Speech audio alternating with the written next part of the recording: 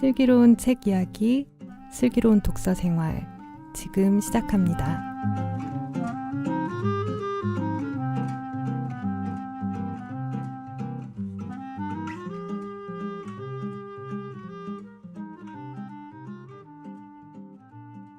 여러분의 슬기로운 독서 생활의 가이드, 슬기로운 독서 생활 이제 시작합니다. 안녕하세요. 번역하는 딴입니다. 저희 월간 비하 신앙의 논리 편 계속 이어가고 있고요. 2부에서는 본격적으로 책 내용 살펴볼게요. 저희 이 책 서론이 특히 인상적이었는데요. 신학 입문서를 이런 식으로 시작을 통상적으로 많이 하나요? 어떻게 어떤 따님 나눔들 번역가서 또 책을 읽으셨는데 어떠신 것 같아요? 사실 저는 그런 개론서들을 막 집중적으로 그냥 그 학부 때 공부할 때 읽으라고 하는 거 좀 몇 개 읽은 거 그런데 통상적으로는 그렇게 보진 않았죠. 학부 때 근데 따님 뭐 보셨죠? 우리? 글쎄 그 칼바르트 하고 또 뭐 읽었죠? 맞아요. 저희 때는 그 네. 칼바르트 개신교 신학 입문을 했는데 그 당시엔 복음주의 신학 입문이었는데 네. 번역이 너무 엉망이어가지고 크리스찬 다이제스트. 네, 크리스찬 다이제스트 나왔던 죄송합니다. 그때 이미 은퇴하셨죠? 그분? 이영희 교수님? 막 이러면서 네, 근데 번역이 엉망이어가지고 근데 사실 근데 사실은 입문서라고 할 만한 거를 이런 식으로 전체적으로 개괄하는 책을 학부 때 읽히지 않았던 것 같아요. 그냥 각자 자기가 전공하시고 미는 분 미는 분 책을 그냥 읽으라고 하셔가지고 그냥 그런 거 읽었고 이렇게 전반적으로 해서 이거 보면서 왜 학부 때 이런 거 읽으라고 하시지 않았지? 이런 생각이 읽으면서 들었어요. 사실. 저는 그 동아리에 공부하는 동아리에 네네. 있었으니까요. 학교에 있었는데 학교에서 택한 거는 그 맥그레스. 맞아. 그런 게 약간 전형적이겠다. 네. 그죠? 그리고 맞아요. 뭐 한스킹도 사실은 그러면선 전형적이에요. 그리고 뭐 약간 에큐메니컬계에서 좀 약간 교의학 교재를 많이 썼던 필만의 교의학이라는 책이 있는데 그런 책. 네. 전도 제 전공이 이제 조신학이다 보니까는 그런 책들을 봤는데 그런 책들과 견주었을 때 그 신학 입문서라고 하면 보통 두 가지가 있어요. 뭐냐면은 애초에 교과서로 쓰일 걸 작심하고 일반론으로 가는 경우 그 일반론의 대가가 제가 보기엔 바로 이제 알스터 맥그레스죠. 그런 딱 누가 봐도 교과서 A의 특징 1, 2, 3 B의 특징 1, 2, 3 뭐 한계 1, 2, 3 생각해볼 거리 1, 2, 3 이런 식으로 해놓는 그런 교과서가 있고 하나는 그 신학자가 보통 맨 마지막 생애 마지막에 달았을 때 보통 하는 게 신학 개론이에요. 오히려 맞는 게 그 노장 큰 그림을 봐야 큰 그림을 다 본 사람이 이제 다 보고 와가지고 마지막으로 내가 생각하기에 신학이란 이거다 이렇게 하는 게 있는데 그런 책이 뭐냐면 우리는 그 당시에 이제 번역이 엉망이어서 이해를 잘 못했지만 칼바르트의 개신교 신학 입문이 바로 그런 책이고 가톨릭에서는 칼라너의 그리스도교 신앙 입문이라는 책이 있어요. 많은 사람들이 이게 입문책이라고 해서 넘어갔다가 다 서문만 보고 다 포기하는데 엄청 어렵거든요. 네. 라너의 모든 그 신학 사상의 어떤 그게 들어있는 책이라고 하는 정도인데 그런 책이 이제 그런 거는 다 자기 언어로 돼 있습니다. 그리고 이제 어떤 면에서는 로안 윌리엄스의 신뢰하는 삶도 그런 계통이라고 할 수 있어요. 다 자기 언어로 완전히 해가지고 그 제너럴 교과서와 같은 책의 특징은 일단은 학자들이 많이 나와요. 그렇죠. 그리고 누구는 이랬다, 쟤는 이랬다. 그리고 뭐 꼭 기억해야 개념 여기서. 그러니까 그런 점에서 맞아. 이 책이 굉장히 좋다고 생각이 들었던 게 네. 저도 그 알라딘 백자평인가 저기 뭐 인터넷 서점 네. 짧은 평을 써놓은 걸 보니까 이걸로 신학을 공부를 시작했으면 어땠을까 예. 그런 문구들이 있더라고요. 근데 저 같은 경우는 이제 신학 전공은 아니고 저는 문학을 전공했었고요. 네. 그런 입장에서 이제 그래도 신학에 관심이 많아서 이렇게 이것저것 읽었는데 저는 청교도 책을 많이 읽어가지고 이제 개혁주의 쪽으로 가서 이제 벌코프의 어떤 그 이름도 유명한 벌코프 개론서라든지 뭐 조직신학 같은 경우 이제 본격적인 책들 같은 경우 로버트 뭐 레이몬드라든지 마이클 로튼 뭐 이런 사람들이 쓴 것들을 읽었었는데 그런 것들 읽으면 아까 얘기한 것처럼 뭐 학자들은 계속 나오고 개념들 계속 설명을 하니까 이게 신학을 그런 걸 한창 보고 있을 때 누가 신학이 기독교 신앙에 어떤 도움을 주냐 라고 했을 때 딱 대답할 말이 그렇게 많지는 않더라고요. 근데 이 책을 보니까 아 이걸 진짜 봤더라면 좀 앞으로 읽어 나가는 거라든지 뭐 읽어 나간 책들도 그렇고 그리고 어떤 신앙을 대하는 태도, 신학을 대하는 태도까지도 좀 더 생각해보고 좀 더 숙고할 수 있을 만한 그런 부분이 있지 않나 생각이 들었고 또 그런 이제 개혁주의 쪽이라든지 이제 장로교 쪽 책을 많이 읽다 보니까 여기서 얘기하는 어떤 이제 기독교 신앙의 넓이라고 할까요? 그런 것들이 굉장히 좀 새롭게 새롭다기보다는 굉장히 좀 인상적으로 와닿더라고요. 그러니까 그런 쪽 같은 경우는 뭐 죄론이라든지 이런 것들을 굉장히 강조를 하니까 어떤 한쪽의 관점에서 계속 보게 되는데 이것 같은 경우는 이제 전체적인 그림 안에서 이렇게 보는 그런 모습을 이렇게 보여주니까 이 책은 보니까. 아까 조금 그 얘기 이어가자면은 그 제너럴러지보다는 조금 개인의 어떤 새끼 좀 많이 필치가 좀 잘 드러나는 저작이고 근데 보통 완숙기에 쓴다고 제가 했잖아요. 근데 약간 젊을 때 그러니까 어떻게 보면은 생애 마지막에 나온 어떤 소환송이라기보다는 이제 한창 잘 나갈 때 근데 그런 책이 한 명이 더 있어요. 왜냐면 예전에 그 베네딕토 16세가 그리스도 라칭어의 시절에 그리스도교 신앙이라는 책을 썼거든요. 근데 그 책도 엄청 탁월합니다. 그 사도신경 해설서인데 근데 본인이 어쨌든 나름대로 자기가 영향을 받은 걸 한번 쫙 해보겠다 해서 나름 그러니까 되게 욕심이 많은 책이에요. 이 책은 나름 뭐 그 정제돼서 쓰려고 노력한 것 같은 느낌 들긴 하는데 근데 읽어보면 약간 감정들이 묻어난달까요? 아 그렇죠. 뭐 자기가 막 혼자 감탄하는 그런 느낌이 들기도 하고 막 그냥 설명을 해나가는 방식이 좀 그런 것들이 있더라고요. 네, 기본적으로 순서는 사도신경을 따라가요. 네. 모든 조지신학 그 책은 기본적으로 순서를 어쨌든 기본을 이제 사도신경을 따르게 하거든요. 근데 그 또 하나가 이제 그 조신학 공책 읽으면 여러분들이 알아야 될 게 현대 그 조신학 책들은 보통 앞에 방법론이랑 계시가 많이 등장해요. 왜 계시가 많이 등장하냐? 그 여기서 보면 이제 근대의 문제라고 나서 어떻게 아는가?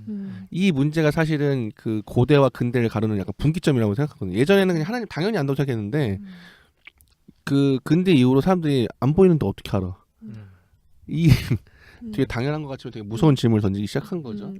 근데 그거를 답하기 위해서 이제 계시라는 개념을 이제 개신교 신학자들이 엄청 열심히 쓰기 시작해요. 그래서 순서가 원래는 그 사도신경 하면 원래 뭐 전능하사 천지를 만드신 하나님 아버지를 내가 믿사오니인데 원래 원대 순서는 라틴어 순서는 크레도. 예, 나는 믿습니다. 믿습니다부터 시작하거든요. 신앙에 대해서. 그런데 이 개신교 신학자들이 이 질문의 이 부피가 커지니까 이걸 답하기 위해서 계시론을 앞으로 당겼어요. 그래서 현대 신학자들 보면은 계시가 앞에 있는 경우가 많아요. 근데 그렇게 안 하고 맥킨토시는 일부러 더 고전적인 느낌으로 구성을 하고 있거든요. 그래서 그렇게 보시면은 훨씬 더 이 사람이 어떤 식으로 지금 계속 강조하는 게 신학이라는 게 어떤 논증이나 명제가 아니라 기본적으로 기도고 예배고 예배의 산물이고 그거와 계속 그 상호작용하면서 일어나는 거다. 그런 게 굉장히 중요한 거죠. 그러니까 더 오히려 이제 고전적인 신경에 가깝게. 근데 고전적인 신경이 우리가 얘기하듯이 무슨 우리는 막 그거 가지고 막 어긋나면 2단. 그렇죠. 아니면 그냥 외우고. 근데 그게 아니라 많이 외우죠. 네, 요번에 그 따님이 이제 굉장히 아름다운 서평을 써주셨는데 거기에 보면 이제 그 교리에 담긴 마음. 그리스도인들의 서평이 있습니다. 네, 그 마음이 무엇인지를 정말 전하려고 한 책 같아요. 그러니까 그 신학을 이런 식으로 읽어내는 게 사실 되게 오랜 전통이라는 거잖아요. 이게 되게 그러니까 이것도 되게 이게 좀 말이 복잡해지는 게 되게 오래된 전통인데 한국에서 완전히 새로운 전통이고. 그러니까요. 네, 그렇죠. 그리고 이게 또 하나의 또 이유는 20세기에는 독일계 신학이 사실상 주류였어요. 그렇죠. 네. 그리고 미국 신학, 미국의 어떤 그 청교도 신학 아니면 독일의 좀 약간 우리가 약간 에큐메니컬 라인을 통해서는 독일계 신학이 들어온 거고 약간 우리가 이른바 알고 있는 좀 보수적인 신학계에서는 미국 신학이 들어온 거잖아요. 근데 사실상 영국 신학과 가톨릭 신학이 우리가 사실 옛날부터 있었는데 옛날부터 쭉 있었는데 우리는 몰랐던 거죠. 그게. 근데 사실은 이게 우리뿐만 아니고 독일도 몰랐고 미국도 몰랐어요. 최근에 와서. 네, 최근에 어쨌든, 와서 그거를 깨진 거죠. 네. 독일도 이제서야 영국 신학 보면서 이런 신학이 어떻게 좀 적벽 대전 같은 예. 그런 의미에서 그런 걸 깨가는데 이렇게 예. 기아 출판사가 또 이렇게 이게 왜냐하면 막 미국 신학은 막 계속 막 미국 신학은 또 재밌는 게 이 청교도 신학이 독일 신학에 의해서 한번 1차 충격을 받잖아요. 이런 어떤 깊고 아니면 엄청 체계적인 이런 신학이 있다니 놀랐다가 근데 또 문제가 또 많아가지고 되게 재밌는 것 같은데 제가 그 따님 기억하실지 모르겠는데 제가 4학년 때 이제 현대 신학하면서 결국에 그게 현대 미국 신학이죠. 미국 신학에서 이제 주의로 보통 배우는 게 이제 보통 이제 슐라이마어부터 시작합니다. 현대 신학하면 슐라이마어부터 시작해서 이제 뭐 이게 바르트가 또 자유주의 생각이 정리했다가 바르트가 깨고 뭐 틸리가 하고 그래서 또 몰트만 했다가 미국 신학 넘어와서 이제 해방 신학, 제3세계 신학, 탈식민 신학 뭐 무슨 하다가 근데 그런 것 이전에 크게 방법론상으로는 결국에는 이거는 상황 신학이거나 아니면은 언어상으로는 은유 신학이라고 하거든요. 이제 신학은 결국에 은유로 가야 된다. 근데 그런 프로파간다적인 강령을 내놨지 은유로 신학을 하진 않았어요. 그러니까 신학은 은유로 해야 된다는 걸 명제로 입증했어요. 그런 아이러니함이 생겼는데 영국은 그 전에 그냥 은유로 신학을 했던 거죠. 네. 그 원래 은유지 왜? 이게 뭐 하자고 굳이 얘기를 해야 되나? 그런 약간 그 우리가 아는 것, 그러니까 우리도 사실 뭐 일본이랑 가깝고도 먼 일본에서 뭐가 짓는지 잘 모르잖아요. 전 세계적으로도 각 나라가 무슨 신학을 전개하는지 그런 그렇죠. 엄밀하게 그 글로벌하게 서로가 뭘 하고 있는지 이해하기 시작한 게 얼마 안 됐는 겁니다. 네. 그러니까는 맥킨토시는 미국에서는 그리고 그 독일 특히나 이제 독일 쪽에서도 굉장히 이런 방식 새로운 방식으로 느껴질 수 있는 방식이지만 영국 안에서는 또 이렇게 새로운 방식은 아니다. 네. 그렇게 설명하면 이해하면 딱 되겠습니다. 근데 저는 이제 다 읽고 나서 들었던 생각은 빨리 다시 읽고 싶다. 그러니까 처음에 느꼈던 어떤 그런 느낌들, 그 새로움이라고 해야 될까요? 아무튼 뭐 그런 느낌들을 다시 받고 싶어가지고 네. 막 읽고 나서 그냥 언제 다시 읽지 막 이러면서. 아니요 식사를 잘하셔서 이렇게 그냥 좋은 얘기 오늘 아침에 그리고 얘기하는 방식이 또 이제 그 비유 같은 것도 많이 쓰고 그쵸. 실생활의 어떤 예들을 많이 사용을 하잖아요. 네. 그런 방식들도 굉장히 또 재밌더라고요. 네. 그러니까 이 책에 이제 신비라는 말을 조금 개념을 짚고 가야 네. 어떤 왜곡이 없을 것 같더라고요. 아, 그렇죠. 그것도 네. 이것도 또 논란이 됐던 네. 건데 왜 원제가 Mysteries of Faith인데 왜 신앙의 논리라고 했냐. 근데 보신 분들은 왜 신앙의 논리라고 했는지 이해가 되실 거라고 저는 생각을 해요. 그러니까는 맥킨토시가 얘기했을 때 우리나라 또 이게 신비하면 약간 약간 그렇죠. 약간 좀 그러니까 약간 버닝썬 그런 건 아니고 하여간 종교뽕이라고 해요. 예, 그러니까 그런 뭐 요가하고 약간 뭐 그런 뭔가 황홀 체험이랑 약간 비슷하게 여기는 신기한 거. 그렇죠. 네, 신기한 거 네. 맞아. 네. 신기 그 한 끗 차이인데 약간 우리나라는 그냥 대충 비슷한 거지 그게 그냥 신비한 게 신기한 거고 신기한 게 신비한 거고 그냥 약간 그런 건데 그게 아니라 맥킨토시에 찾으면 어떻게 보면 일상의 정말 참된 의미 우리가 파편적으로 있는 거를 온전하게 하는 것 그리고 어떤 그 깊이 이런 걸 얘기하는 게 그게 미스터리잖아요. 그러니까 그 틸리에 얘기하면 궁극적 관심 뭐 약간 요런 거에 차라리 가까운 거지. 그러니까 그거를 신비로 하면 오히려 더 저는 오해를 많이 줄 수 있겠다. 그래서 이 책의 전체적인 의도는 그 신학의 본래 활동 그다음에 신앙의 본래 우리에게 정말 기여하는 바가 무엇인지를 서술하는 건데 그것은 제가 보기엔 신앙 고유의 논리를 드러내는 거기도 저는 생각을 했어요. 왜냐하면은 뭐 강 기자님도 말씀하셨지만 그 전체가 하나의 이야기, 그러니까 이게 명제식으로 해가지고 연역법처럼 뭐 소크라테스는 죽는다, 뭐 인간은 죽는다, 그러므로 소크라테스는 죽는다 이런 식으로 연역이 되는 게 아니라 개념 어떤 하나의 그 이미지에서 파생돼서 거기서 계속 연결이 되잖아요.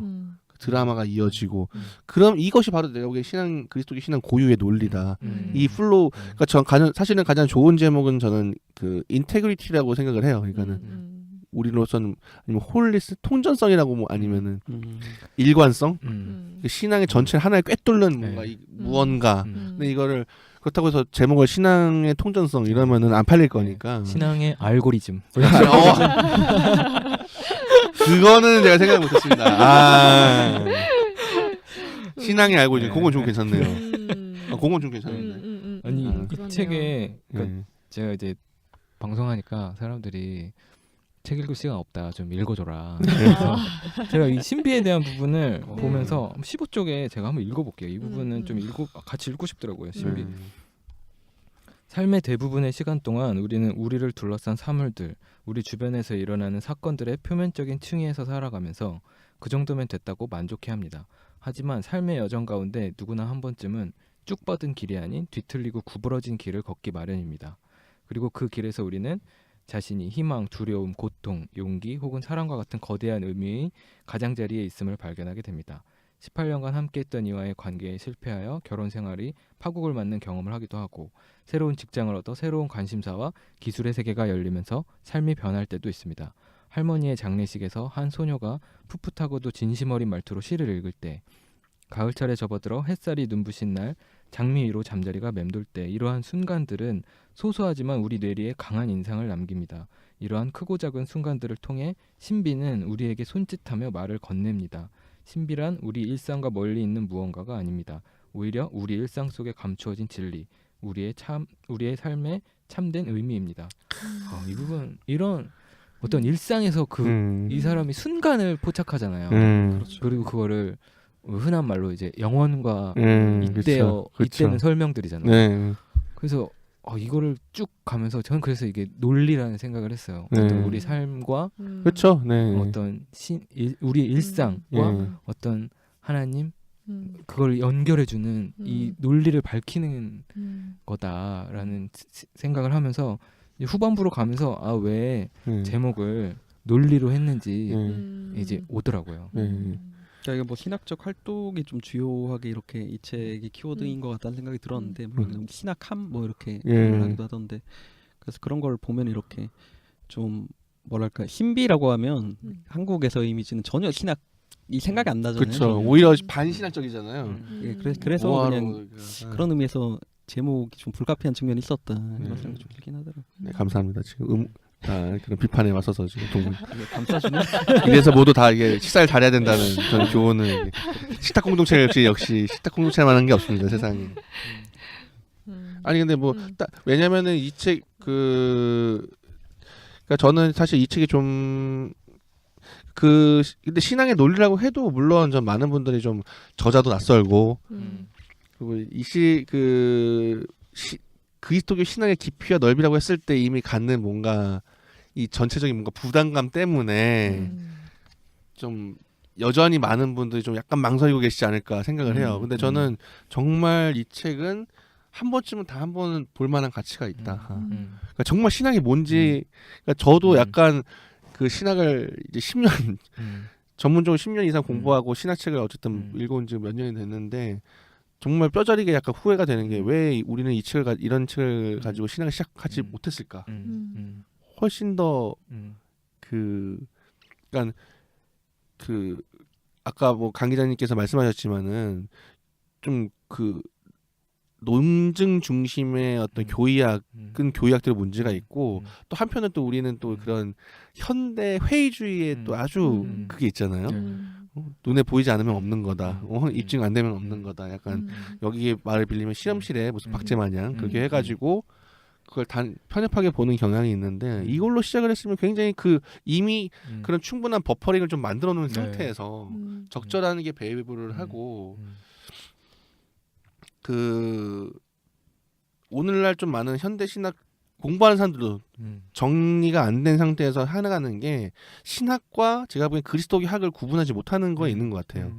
제가 어제 잠깐 제가 단상을 한번 써봤는데 신학이라는 건 사실은 결국에는 우리가 어떤 신앙을 통해서 우리의 삶의 어떤 방식 전체를 한번 성찰해 보는 거. 어떻게 보면 그거를 달리 말하면 그 메디테이션인데 메디테이션이 성찰이라는 뜻도 있고 묵상이라는 뜻도 있거든요. 그러니까 그걸 한번 우리가 깊게 한번 생각을 해보는 거죠. 근데 그게 다른 게 아니라 신앙을 통해서 저 하나님과 우리가 이런 예수 그리스도를 고백하는 삼위일체 하나님과의 만남을 통해서 우리 삶의 전체를 한번 뒤돌아보는 활동.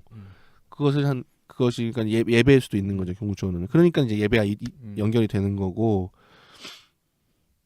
근데 그리스도교 하거든. 근데 그리스도교를 이루는 요소들을 그냥 객관적으로 분석하는 건데 그게 신학의 일부일 수는 있어도 그렇죠. 신학을 전체를 네. 덮을 수는 없다는 네. 거를 굉장히 뒤늦게 깨달은 것 같아요. 음. 근데 여전히 그리고 많은 분들은 뭔가 이 그리스도교 학이 네. 신학을 다 깰 수 있는 것처럼. 네. 근데 중요한 건 신학의 이 둘이 이렇게 무슨 갈등 관계가 아니라 그렇죠. 예. 이 삶의 웨이를 우리의 삶의 방식을 또 충분하게 숙고하기 위해서 이런 객관적인 자료가 필요한 거잖아요. 그런 위상을 정립을 잘 할 수 있었을 텐데 좀 요새 또 많은 제가 보기엔 신학 논쟁들은 결국엔 다 그 둘의 관계 정립 잘 안 돼서 싸우거나 뭐 예수 그리스도는 왜 우리의 어떤 존재인가 이렇게 기독론적 물어를 하는데 이럴 때 꼭 신학학 좀 진보적인 신학학보다는 예수가 정말 있나요? 뭐 약간 이런 식으로 대답하는 식으로 그러니까 논쟁 뭐 이런 우리가 좀 한쪽 측면에서는 신학이 객관적이어야 한다는 강박이 있었던 것 같아요. 그리고 이제 맞아. 사회화할 수 있는 언어로 소통해야 한다는 강박도 있었고 그렇죠. 그런 강박에 있다 보니까 이제 이런 식으로 신앙의 논리 이 책처럼 신학을 읽어내는 그런 거에 있어서는 좀 압도적으로 부족했던 거죠, 사실은. 그렇죠. 그래서 균형을 맞출 수 있는 책인 것 같아요. 진보는 뭐 네. 진보대로 약간 좀 그런 게 있고 또 보수는 보수대로 또 그런 게 있는데 그냥 읽으면서 들었던 생각 중 하나는 이제 일단 제목이 논리긴 한데 이게 보면 이제 여기 앞에 챕터 이름 다 신비 이렇게 들어가잖아요. 그러니까 그게 오히려 좀 더 부딪히면서 그 논리랑 신비의 어떤 긴장감이라고 해야 되나? 그러니까 그런 것들 부딪히면서 약간 섞이기도 하면서 이러면서 이제 그 읽어 나가면 이제 이게 왜 이렇게 되는지 그쵸, 좀 이해해 나가는 측면들이 있으니까 그런 점에서도 굉장히 좀 유익하지 않았나 뭐 싶기도 하더라고요. 그 뭐 예전에 그 또 한편으로는 한쪽에서는 그러니까 그러니까 교리가 마치 우리 법정 무슨 수학 공식처럼 하시는 분들이 있는가 하면 한쪽에서는 교리 그게 다 뭐냐. 완전 형이상학적인 언어지, 고래적 언어고 아무 쓸모도 없는 언어고 우리를 옥죄는 감옥이고 뭐 이제 그래서 교리를 깨부숴야 되고 뭐 이러는데 그러니까 그런 게 아니라 교리라는 것이 그렇게 한 데는 굉장히 깊은 예배와 그 고민과 그런 서서히 무르익어가는 기도의 열매와 같은 것들이고 그리스도인이 된다는 건 사실은 그 연장선에서 우리가 그리스도의 몸이라고 아주 강력하게 주장하잖아요. 맥킨토시는. 되게 다들 아시겠지만 저도 놀랐는데 교회의 정의가 뭐지? 그럼 그리스도의 몸이라고 우리가 얘기해놓고서도 그 의미를 깊게 숙고해보지 않은 거예요. 그렇죠. 네. 이 책에서 삼위일체 굉장히 중요하게 다루잖아요. 삼위일체가 거의 알파와 오메가죠. 여기서는. 사실 삼위일체 이제 저는 이제 최근까지도 그런 쓸데없는 논쟁을 왜 하냐. 삼위일체 얘기만 나와도 그냥 이제 스킵. 근데 이제 어느 순간부턴가 이게 그냥 교리 논쟁 말장난이 아니구나라는 거를 느끼기 시작했거든요. 근데 이 책에 보면은 삼위일체를 정말 논리적으로 설명해요. 그러니까 그 논리라는 거는 어떻게 보면 저의 경험을 통합시켜서 해석해내는 이게 저는 신비인 것 같아요. 저의 경험을 이때여서 같이 겹쳐 읽을 때 이해가 되는 논리적으로 이해가 그 논리 알고리즘. 그래서 삼위일체 부분 되게 저는 이 책의 어떤 백미인 것 같아요. 이렇게 해석해 나가는. 삼위일체 부분이 제일 중요하죠. 이런 식으로 서술하는 거를 잘 못 봤다는 점에서는 뭐 저도 뭐 놀랍다 이런 면도 있지만 사실 저는 반갑다는 마음이 더 컸거든요.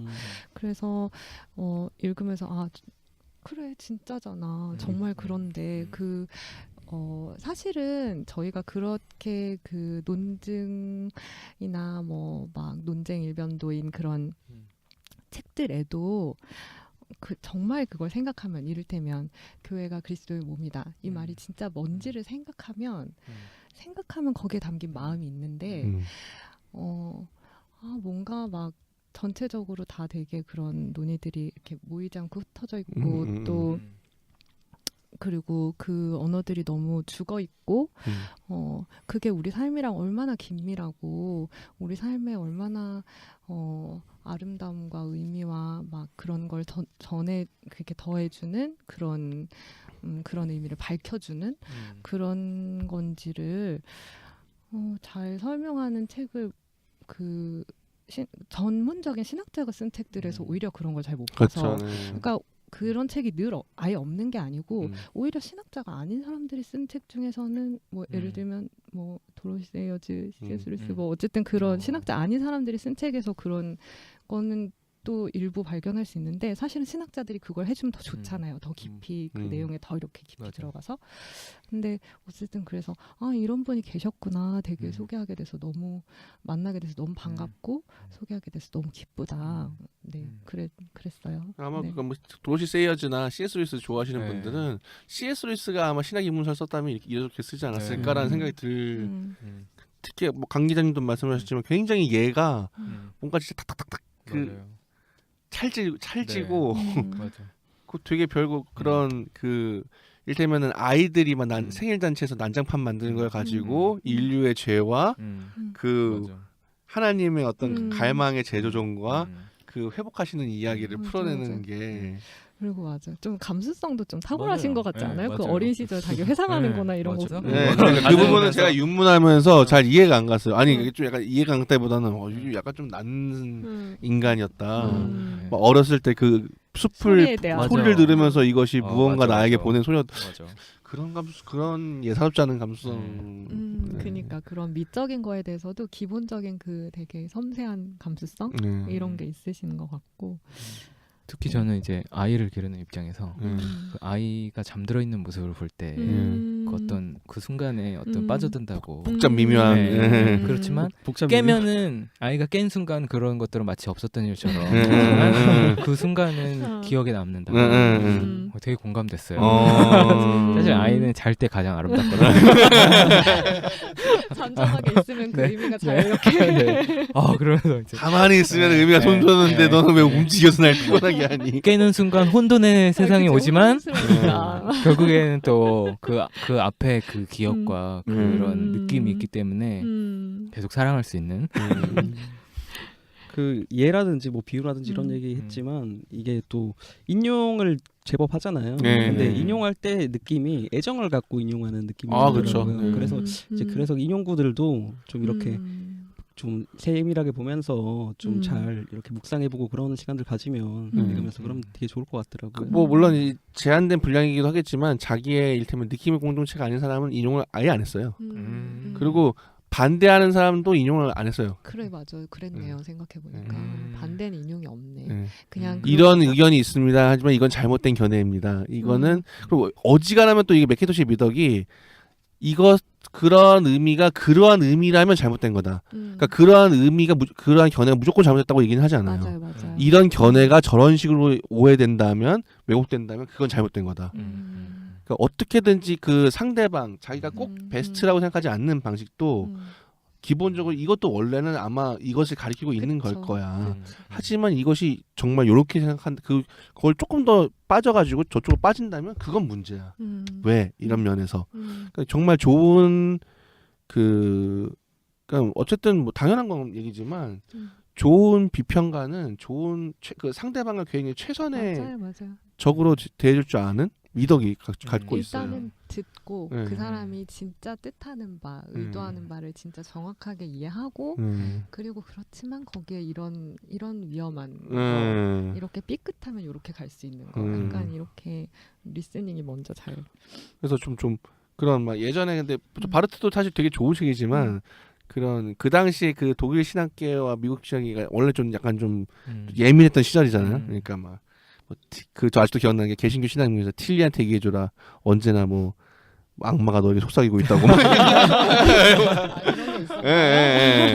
그리고 틸리도 막 그리스도교 사상사에서 뭐 바르트가 예쁜 책을 썼는데 뭐라고 하더라? 막 이러면서 뭐 귀여운 책을 썼는데 아이고 귀여운 것. 막 이러면서 막 서로 되게 막 은근 씹고 막 이렇게 막 이런 게 있었는데 맥킨토시는 그런 게 없어요. 리스펙트.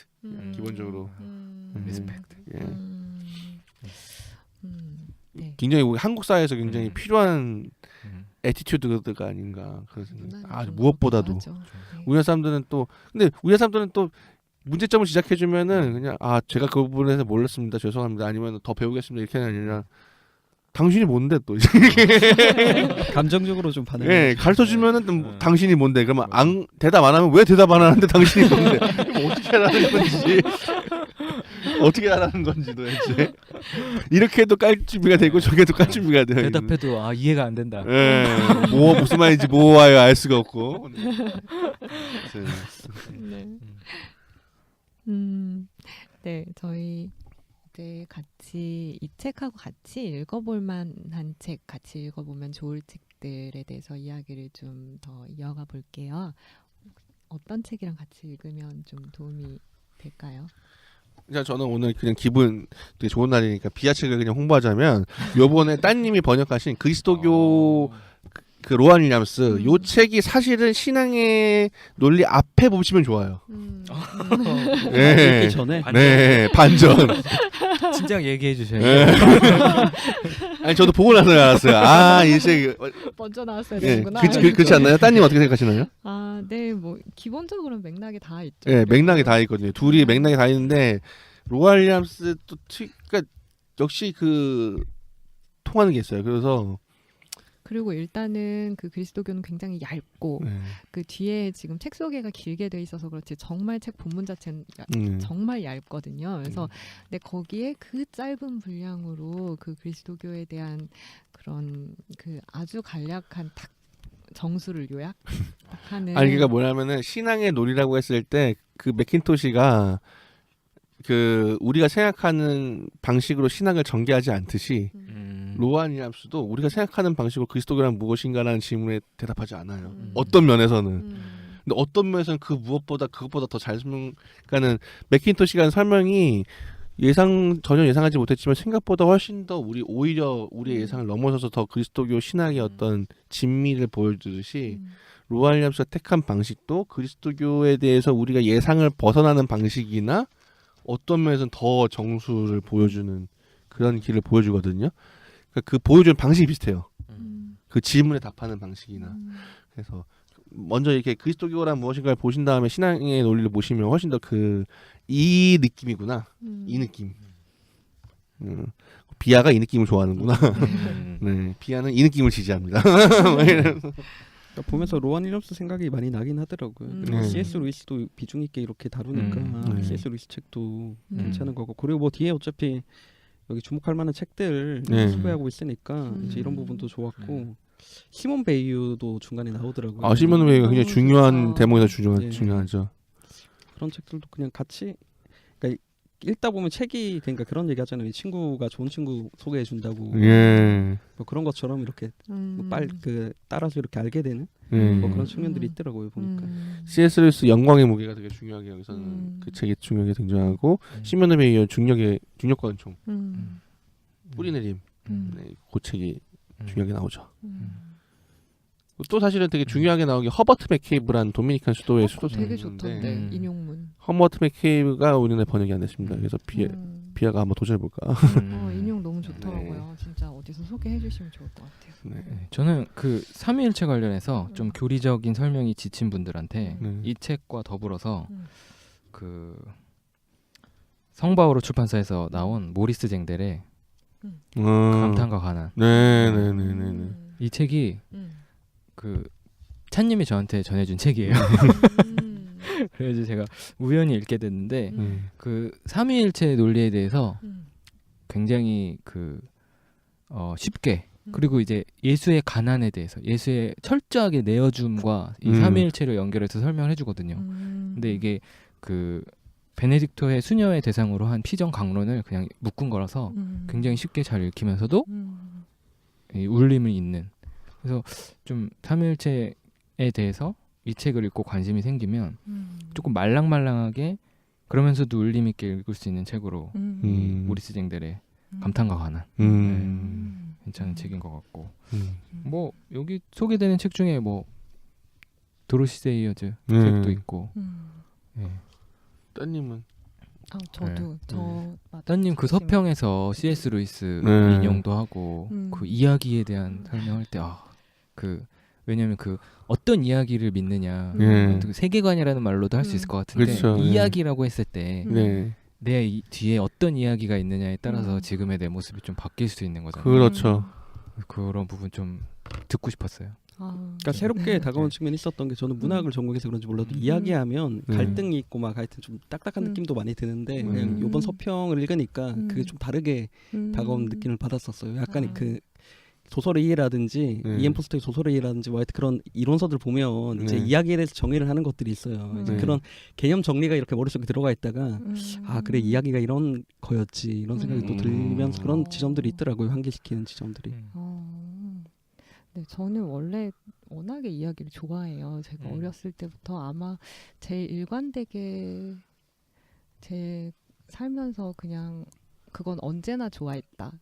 뭐 이런 게 있으면 아마 이야기일 것 같아요. 그게 어떤 형태든 뭐 당연히 소설 있고요. 뭐 문학 작품 이런 거 너무 뭐 그렇지만 뭐 아니고 뭐 전 드라마 막 이런 것도 그냥 어쨌든 그냥 그런 이야기들 좋아하는데 저 이거 읽으면서 그냥 우연히 이거 같이 읽었거든요. 도구마는 드라마다 같이 읽었는데 그 다들 아시겠지만 도로시 세어즈가 그런 그 소설가고 또 극작가고 뭐 이런 면이 있어가지고 그런 이 교리가 약간 그 교리라고 하면 또 너무 딱딱하게 들으실 수 있지만 그런 그리스도교에서 전하는 메시지 그런 게 실제로 갖고 있는 그 이야기로서의 굉장히 드라마틱한 면 이런 거를 이야기를 쓰는 사람으로서 되게 잘 이렇게 보여주는 면이 있어가지고 같이 읽으시면 좋겠다고 생각하면서 제 얘기보다 이거 좀 인용 워낙 문장을 잘 쓰는 분이니까 인용해드리면 좀 매력을 잘 하실 것 같아서 조금 읽어드릴게요. 우리가 그것을 굉장한 교리라든가 형편없는 교리라고 또 계시가 담긴 교리라든가 엉터리 교리라고 부를 수 있을지는 몰라도 결코 따분한 교리라고 부를 수는 없다. 이런 이야기를 저널리스트가 처음 듣는다면 금방 그것이 뉴스거리임을 알아차릴 것이다. 아니 그것을 처음 들었던 자들은 실제로 그것을 뉴스라고 불렀다. 그것도 좋은 소식이라고 말이다. 복음이란 단어가 그토록 놀라운 센세이션을 일으켰다는 사실을 우린 자주 망각하고 있지만 어쩌면 그 드라마는 이제 다 끝나고 예수는 안전하게 무덤에 묻혀 있을지 모른다. 어쩌면 그럴지도 모른다. 세계 역사상 적어도 단 한 번 이런 소리가 확신 있게 외쳐진 적이 있는데 그걸 생각하면 참으로 아이러니컬하고 우습기까지 하다. 그때는 바로 부활절 이브였다. 이렇게 끝나는 에세이고 이 시작 부분이 최근에 와서 공식적인 기독교가 상당히 나쁜 평판을 받고 있다. 설교자가 교리를 너무 강조해서 교회가 텅 비게 되었다는 소리를 쉴 새 없이 듣곤 한다. 교리에다 지겨운 도그마라는 별명까지 붙이면서 말이다. 그런데 사실은 그 정반대다. 오히려 도그마를 무시하기 때문에 지겨움이 생기는 것이다. 기독교 신앙이야말로 역사상 인간의 상상력을 가장 크게 뒤흔든 흥미진진한 드라마다. 그리고 그 도그마가 바로 그 드라마다. 이렇게 에세이가 시작하거든요. 되게 매력 있는 글이고 그리고 이 책이랑 연결해서 같이 좀 이분은 또 신학자 아니시니까 또 그런 관점에서 같이 읽어보시면 좋을 것 같아요. 신학자 아님에도 불구하고 거의 이 책이 나올 걸 예상하고 거의 이제 항상 그런 느낌이었죠. 그 이 책 보니까 그 아까 그 한스 우르스 폰 발타사르 이분이 이걸로 연구를 하신 분인가 봐요. 드라마 관련해서 가장 그 신학 발타사르의 가장 유명한 책이 떼오 드라마예요. 그러니까 이 세계 이 창조와 타워를 하나님께서 펼치신 드라마라는 개념을 드라마 근데 진짜 번역하기가 어려워요. 주석이 주석 보니까 각주 보니까 제가 달았습니다. 5권으로 이루어져 있대요. 네네네. 번역되기는 어렵겠죠. 그거는 아마 어렵지 않을까 싶네요. 근데 발타사르는 좀 약간 발타사르는 조금 저희가 희망을 해볼 수 있어요. 왜냐면은 발타사르라는 사람이 워낙 어마무시한데도 굉장히 친절한 사람입니다. 왜냐면은 발타사르는 본인 대표작을 쓰면 일단 1000페이지를 쓰면 100페이지 요약본을 본인이 또 썼어요. 이 떼오 드라마에 요약판이 있어요. 그래서 그거는 도전해볼 수 있잖아요. 떼오 드라마 할 때 차라리 그러니까 이게 좀 번역이 되는데 드라마라는 건 사실 희곡이거든요. 희곡. 그러니까 디바인 코미디 할 때 이제 네. 그 코미디아 코미디. 드라마 약간 음. 그런 느낌인데 번역이 어려운 것 중에 하나죠. 그쵸 어려워요. 뭐 하나님의 창작극 어. 좀 뭔가 그 드라마 하면 뭔가 이 스펙타클하고 음. 뭔가 약간 좀 그렇죠. 이렇게 음. 코스믹하고 좀 이게 좀 그런 뭔가 뭐 아까 강렬님들 갈등 구조도 있고 좀 이게 막 그런 그런 게 딱 연상이 되는데 극 이러면 에? 이제 약간 우리 왜 이렇게 한국어 싫어할까요? 네. 한국어 싫어할까요? 네, 한국어 사랑합시다. 네. 아무튼 또 각 언어가 그 가진 그런 단어마다 의미 그런 강점도 있고 그러니까 저희 이야기 닫으면서 이 책에서 남기고 싶었던 문장 읽어볼게요.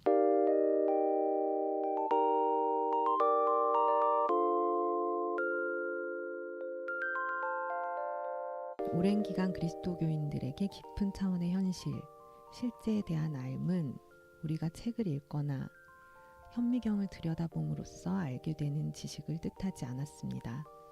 그들에게 알문, 그리스도에게 충실해지는 법을 익힘으로써 얻게 되는 것이었습니다. 사랑으로 화해를 이루었던 예수의 활동을 나눔으로써 그리스도교인들은 하느님 자신에 대한 하느님의 아버지에 대한 말씀의 알무로 나아가는 습관을 익히고 직관을 얻었습니다. 다시 말해 오랜 기간 그리스도교 역사에서 하느님을 이해하는 것은 하느님을 사랑하는 것과 긴밀하게 연결되어 있었습니다.